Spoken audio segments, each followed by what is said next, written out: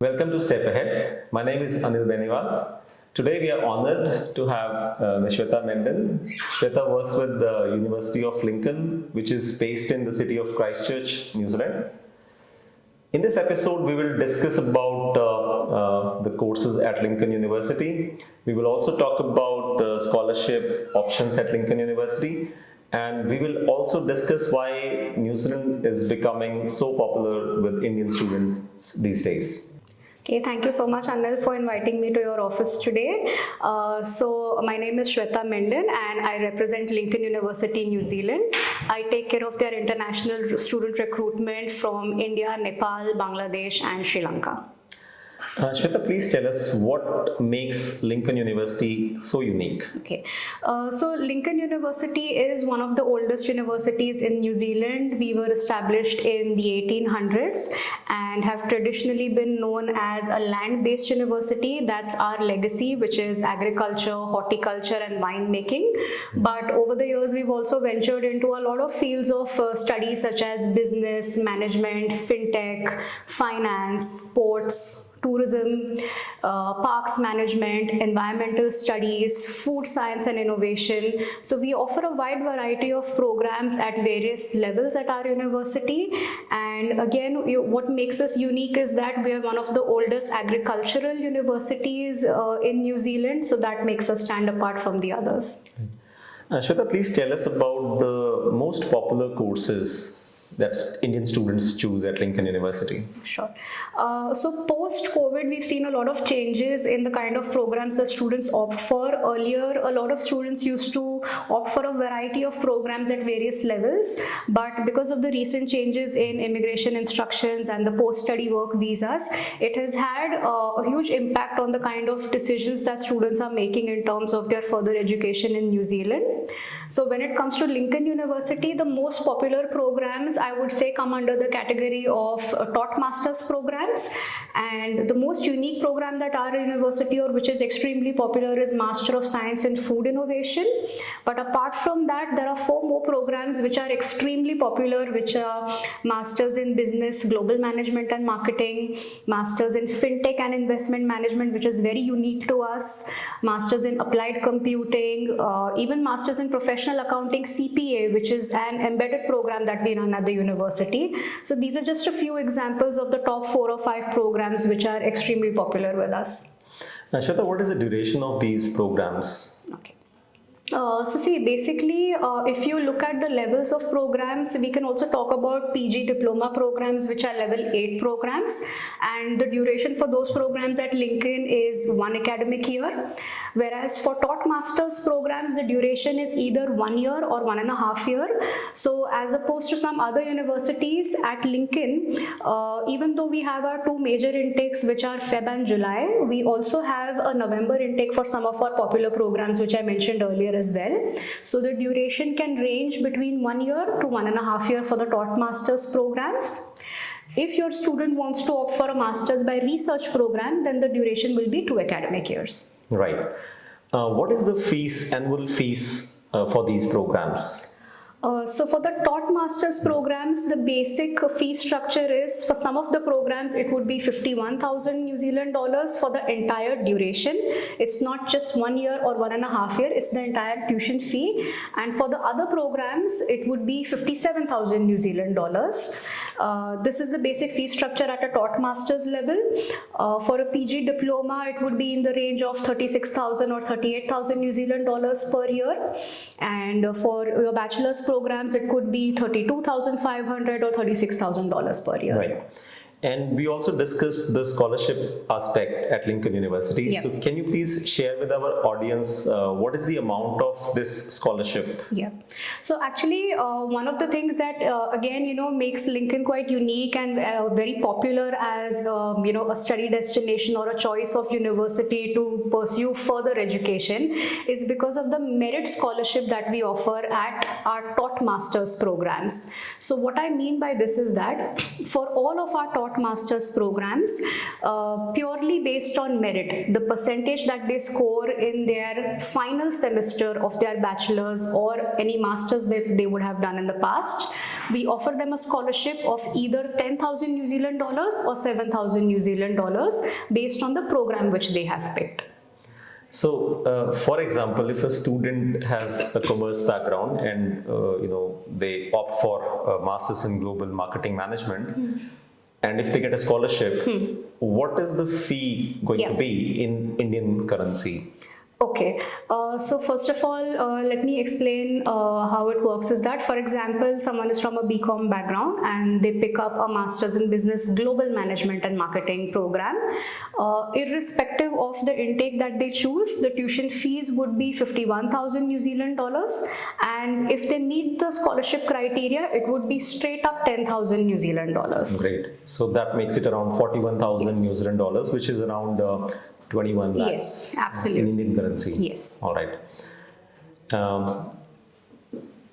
Is there any placement facility at Lincoln University? Like, placements are very popular in India.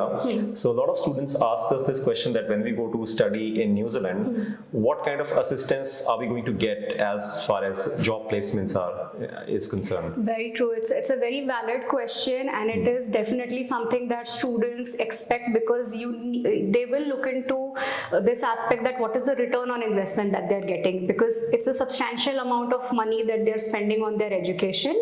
So when it comes to placement assistance, before I talk about that, I need to highlight one thing, that Lincoln is a very student-centric university, and the teacher to student ratio at Lincoln University is 1:13, which you will not find anywhere else. So this alone explains that, the kind of focus and the one-on-one attention that we give to our students.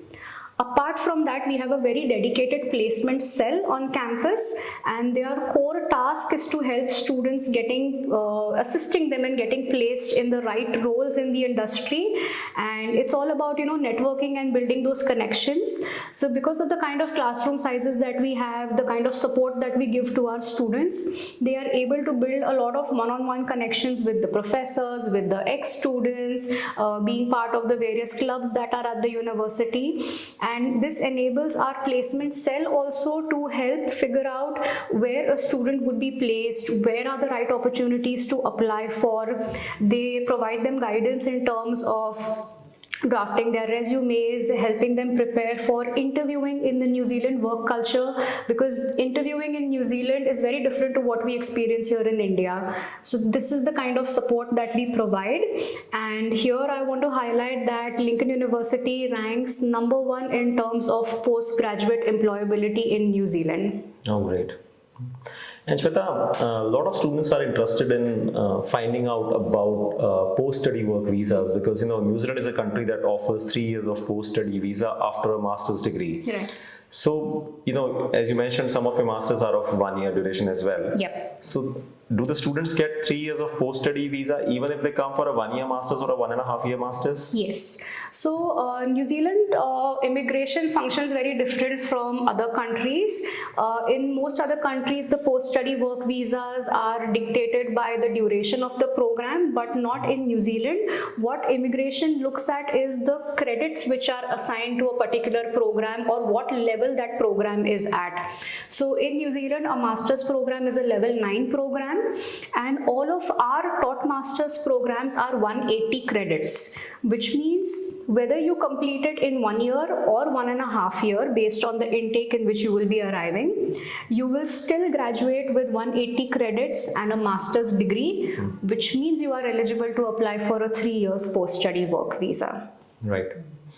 There are 8 universities in New Zealand, and Lincoln University is the youngest university. So if I look at other bigger universities, we've seen that students sometimes struggle to, you can say, study in these universities, So as compared to those universities, how do you think Lincoln University is a better place to study for international students? I think, first of all, Lincoln at Lincoln University, like I mentioned, we are a very student-centric university. We have only one campus which is situated in Lincoln in Christchurch. And because of the kind of teacher to student ratio and the classroom sizes that we maintain, there is a lot of one-on-one attention and hand-holding which is given to students, whether they come for bachelor's programs, PG diplomas or masters. So I think the kind of approach that we have generally at the university, and you will notice this since the beginning of the students' journey with us, whether it is applying for the offer letter, going through the enrollment process, reaching the university and beginning their classes. If, for example, they seem to struggle in between, a lot of support and hand-holding and buddy system is also in place. So given all of these things, we stand apart in providing a lot of support to our students as compared to other universities. Right. I would also like to mention here that Shweta has worked with Immigration New Zealand Mumbai office for about 9 years. She joined as a visa officer and then she became an immigration manager. So Shweta has seen the industry rise, how more and more students became interested in applying to New Zealand. And she has obviously seen the kind of applications, Immigration New Zealand receives. So Shweta, I would like to ask you, what kind of help you can give us from that angle, like to consultants, Sure. Can we discuss the funding aspect and the other factors that are important for getting the student visa approvals with you? Sure. So I think, like you mentioned, I've been very fortunate that I've spent nearly a decade with Immigration New Zealand and Mumbai, having experience of processing and processing applications under various categories and leading teams under various categories.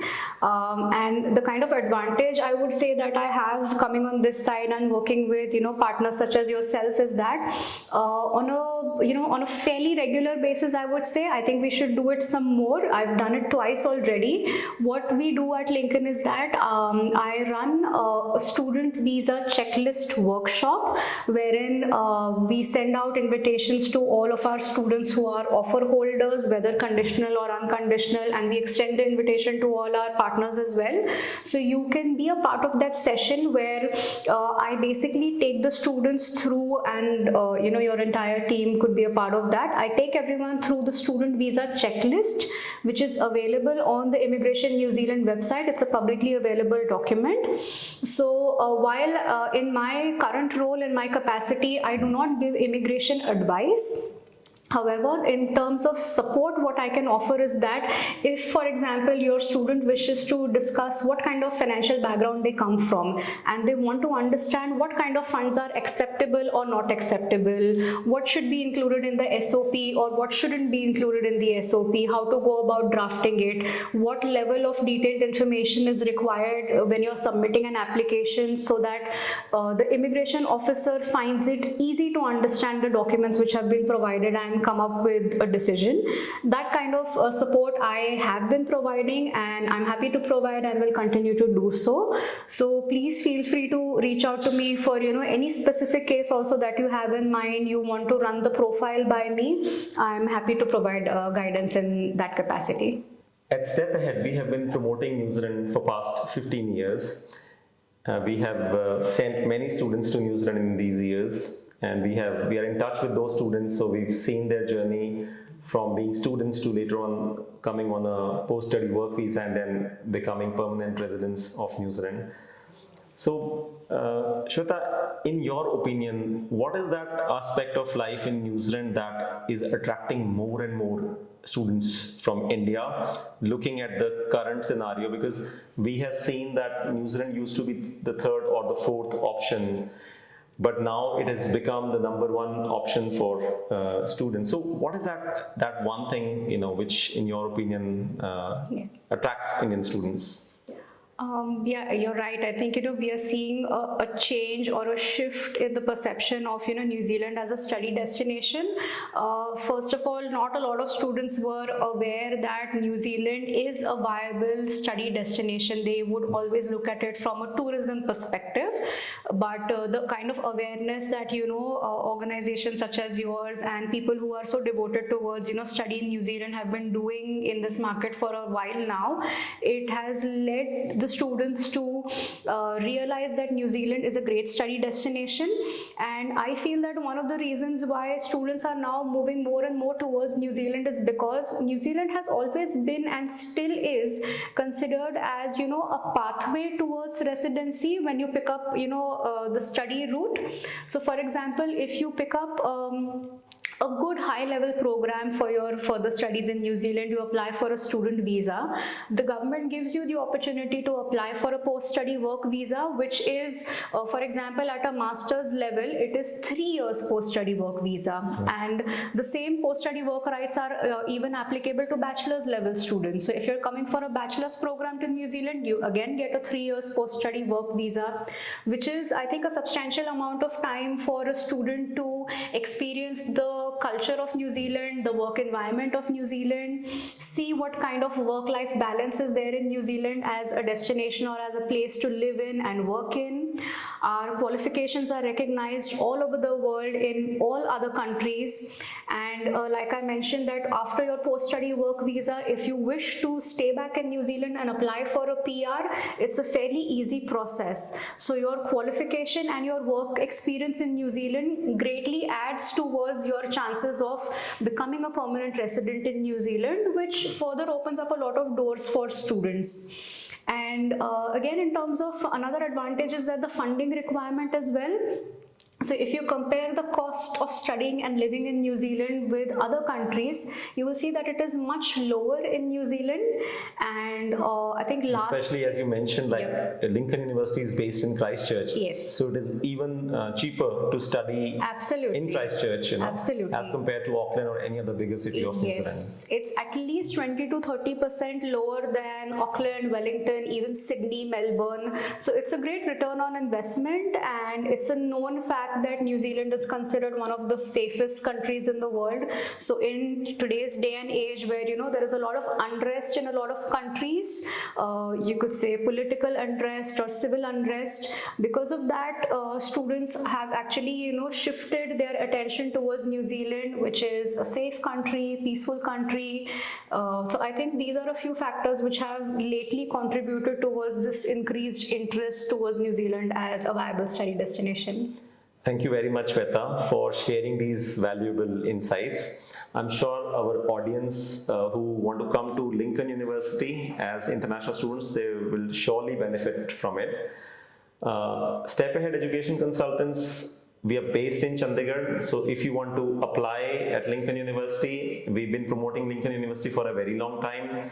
Every year we send many students to Lincoln University. So if you want to get your academic documents assessed, please come to our office in Chandigarh. Thank you very much for watching.